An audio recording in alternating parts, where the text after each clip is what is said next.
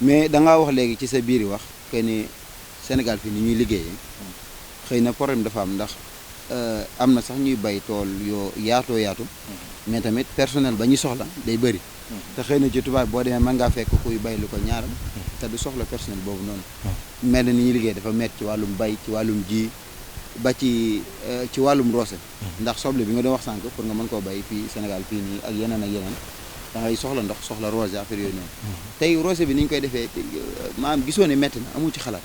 waaw roose bi moom métti na trop roose bi métti na trop parce que man ni ma gisee ñu koy roose parfois sax dama nañ xaw a yërëm parce que nga téer lu toll ay soit côté bi nangami litre nga téer benn nangami litre nga jël ko sotti ko jëlaat ñëwaat sotti kooku su demee ba wàcc dina am problème mu mbagg ak problème digg te loolu mi xeeb mën na dem ba indil ko ay gàllankoor waaw si beneen bi soo gisee tubaab yu si bëri ñuy def système boo xam ne nit ki bañ a am benn jafe-jafe xëy na ñàkk xam la rek mais pour ngay arroser tool boo xam ne xëy na peut-être rëyul na yenn rëy pour nga arroser ko dafa yomb pour si njëkk mooy tool comme ni ñuy defee canalisation ni ñu koy defee si biir dëkk avant ñi nii dëkk noonu la ñu war a defee tool avant ngay bay maanaam ni koy defee canalisation pour bu nawet dikkoon bu ndox mi ñëwee jàll ndox mi bu dikkee mën a dem te kenn du am problème du am problème noonu ngay defee sa tool sa tool ak laataa nga koy bay ndax mën nga ñëw leeral loolu loo jubloo waaw loolu li ma koy mën a tënkee mooy bi si njëkk bi mooy soo xoolee li ñuy njëkk a def mooy teen dañuy njëkk a ñëw gas suñ gasee ci teen ba pare ñu jël pompe soit pompe bi nombre mètre bi métrage bi moom mooy compte si pompe bi léegi nag soo xoolee pompe bi su jëlee bëccëg soo xoolee pompe bi day am panneau am driver pompe bi doog a ñëw mu doog a mën a xëcc ndox mi yóbbu ko si bassin bi su ko yóbbee si bassin ba pare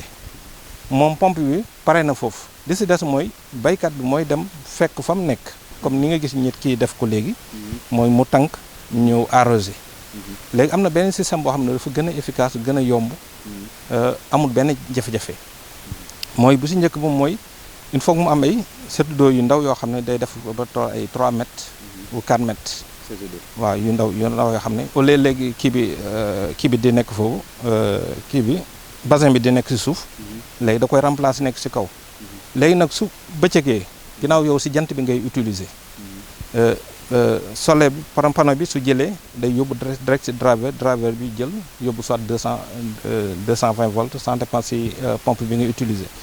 léegi su ko defee su manqué ndox mi nga xam ne moo nekk si biir teen bi da koy ñëw yéegal ko wàcce ko si bassin bi bassin boobu dafay amaat beneen pompe boobu mooy yéegalaat ndox mi si kaw léegi su ko yéegalee ba pare léegi soo demee ba heure bi ngay arrosé da ngay tijji sa wan rek fekk ne yow réglé nga sa tool ba pare mu arrosé li nga soxla am na beneen système boo xam ne dafa gën a efficace fekkee ne da ngaa réglé sa tool ba pare nga xam ne léegi yow da nga comme mi mel ne masalan nga nekkoon Dakar nga war a arrosé sa tool ay 5 heures te amoo kenn ku la arrosé loolu dafa am benn système automatique boo xam ne dañ koy programmer si biir tool bi nga xam ne mën nga toog fi nga toog tool bi mën na nekk Tamba yow nga nekk Touba di mën a arrosé sa tool en distance